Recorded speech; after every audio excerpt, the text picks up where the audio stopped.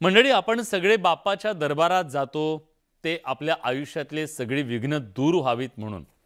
पण त्या दरबारात सुद्धा आपल्या खिशावरती, आपल्या मोबाईलवरती अनेक विघ्न आलेली आहेत आणि त्यामुळे तुम्ही जरा जास्त सतर्क राहणं गरजेचं आहे। कारण मुंबईमधल्या गणेश मंडळांच्या मध्ये सगळेच भक्त आहेत असं नाहीये। झारखंड पासून चोरांची टोळी सुद्धा येऊन थांबलेली आहे। त्यामुळे बाप्पाचं दर्शन घ्या, पण खिसे आणि मोबाईल सगळं सांभाळून। लालबागच्या गर्दीत चोरांची वर्दी, भाविकांच्या मौल्यवान वस्तूंवर डल्ला, परप्रांतीय चोरांच्या टोळीला अटक, गणरायाच्या दर्शनाला जाताना सावधान। लालबागमधील प्रसिद्ध गणपतीच्या दर्शनासाठी देशभरातून भाविक येत असतात, पण याच लालबागच्या गर्दीत आता परप्रांतीय चोरटे सुद्धा हात साफ करत असल्याचं समोर आलंय। परराज्यातून लालबागच्या राजाच्या दर्शनासाठी मोठ्या संख्येने भाविक येतात। असेच भाविक बनून तब्बल 2000 किलोमीटरचा प्रवास करत थेट झारखंडमधून चोरांची टोळी मुंबईत दाखल झाली।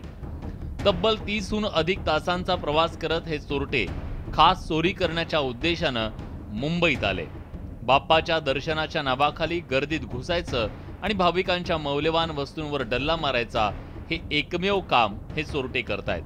केवळ गणेशोत्सव काळात चोरी करण्याच्या उद्देशानं मुंबईत आलेल्या आणि हॉटेलमध्ये वास्तव्य करणाऱ्या टोळीला मुंबई पोलिसांनी अटक केली आहे। परराज्यातील गुन्हेगार सुद्धा मोठ्या संख्येने अशा गर्दीच्या ठिकाणी येतात।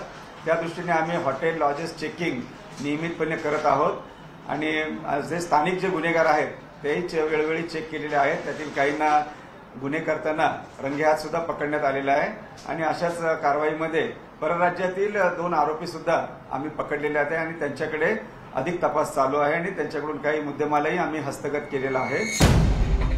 काळाचौकी पोलीस ठाण्याअंतर्गत गणेशोत्सवाच्या 7 दिवसात चोरीच्या तब्बल 46 घटना घडल्या, ज्यात मोबाईल चोरीच्या 3 घटनांची नोंद आहे, तर मोबाईल हरवण्याच्या एकूण 40 तक्रारी आहेत। पर्स चोरीच्या 2 घटना घडल्या, तर रोकड पैशांच्या चोरीची 1 घटना पोलिसात नोंदवण्यात आली आहे। ही टोळी गणेशोत्सवात चोरी करून परत त्यांच्या राज्यात जाणार होती, पण त्याआधीच पोलिसांनी त्यांना बेड्या ठोकल्या।